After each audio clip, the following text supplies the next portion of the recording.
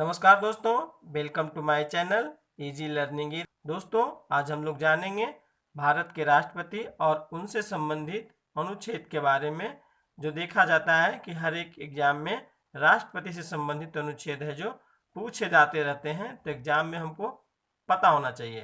देखते हैं दोस्तों, भारत का एक राष्ट्रपति होगा, इसका वर्णन किस अनुच्छेद में है? तो इसका आंसर होता है अनुच्छेद 52।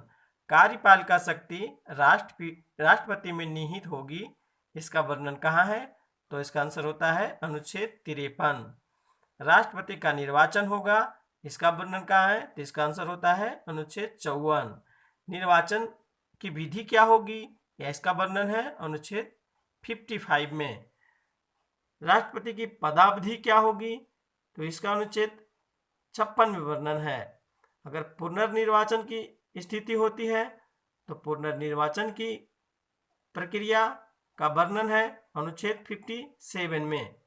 राष्ट्रपति की योग्यता क्या होगी, इसका वर्णन है अनुच्छेद 58 में। अब दोस्तों आइए देखते हैं कुछ महत्वपूर्ण तथ्य, जैसे कि योग्यता के बारे में हम लोग जानेंगे कि कौन सा व्यक्ति है जो राष्ट्रपति हो सकता है। तो आइए देखते हैं राष्ट्रपति की योग्यता।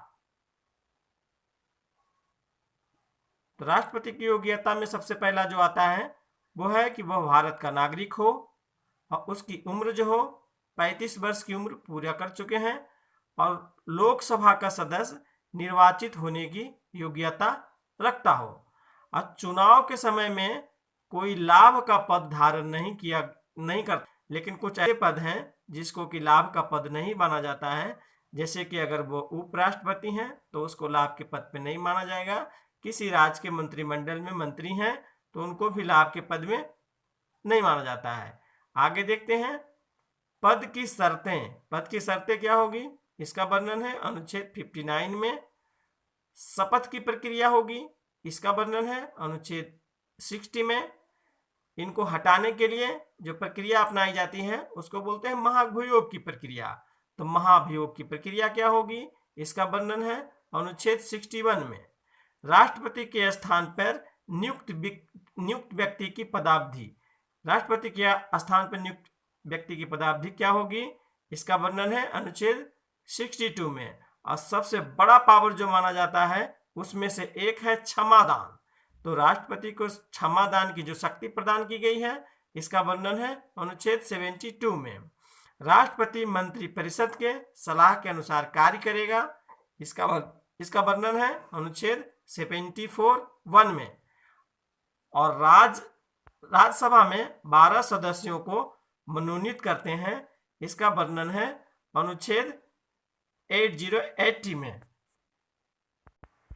आगे देखते हैं राष्ट्रपति का संयुक्त अधिवेशन, मानी लोकसभा राज्यसभा का जो संयुक्त अधिवेशन होता है उसको राष्ट्रपति आहूत करता है, इसका वर्णन है अनुच्छेद 108 में। ये सब बहुत महत्वपूर्ण अनुच्छेद है दोस्तों, ये सब एकदम बिल्कुल आपको याद हो जाना चाहिए। राष्ट्रपति के पास वीटो पावर होता है, इसका वर्णन है अनुच्छेद 111 में।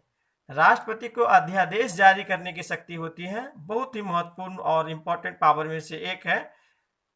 भारत की राष्ट्रपति अध्यादेश जारी करने की जो शक्ति होती है उसका वर्णन है अनुच्छेद 123 यानी 123 में।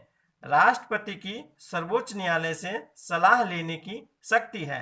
किसी कानून व्यवस्था के आधार पे कुछ समझ में उनको नहीं आता है तो सुप्रीम कोर्ट से है जो वो सलाह ले सकते हैं, तो इसका वर्णन है अनुच्छेद 143 यानी 143 में।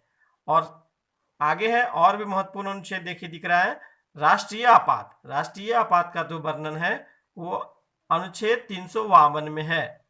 और उसके आगे है राष्ट्रपति शासन जो लगाया जाता है उसका वर्णन है अनुच्छेद 356 में।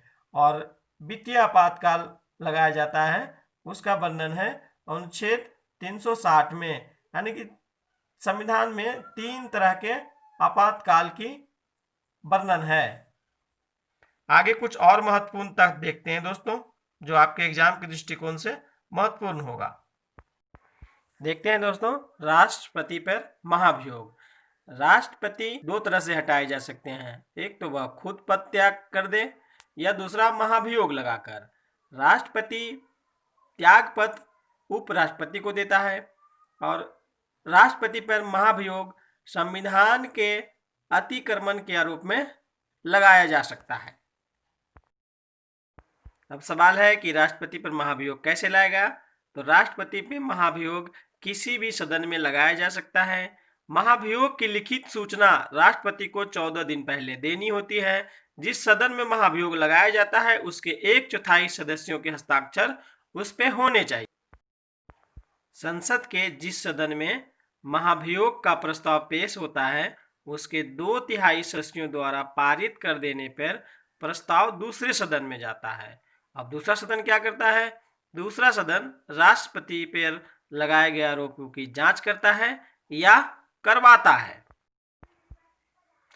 ऐसी जांच के आरोपों को सिद्ध करने वाला प्रस्ताव 2/3 बहुमत से अगर पारित हो जाता है तब राष्ट्रपति पर महाभियोग की प्रक्रिया पूरी समझी जाती है और उसी तिथि से राष्ट्रपति को त्यागपत्र देना होता है।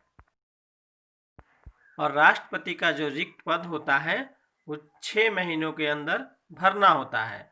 और राष्ट्रपति का जो कार्यकाल होता है वो 5 वर्ष का होता है और राष्ट्रपति का निर्वाचन पदावधि समाप्ति के पहले ही कर लिया जाता है। आज बस इतना ही है। अगर आपको वीडियो अच्छा लगा है तो एक लाइक कर दीजिए और इसी तरह के वीडियो देखना चाहते हैं तो चैनल को सब्सक्राइब कर लीजिए। मिलते हैं अगले वीडियो में। Thank you.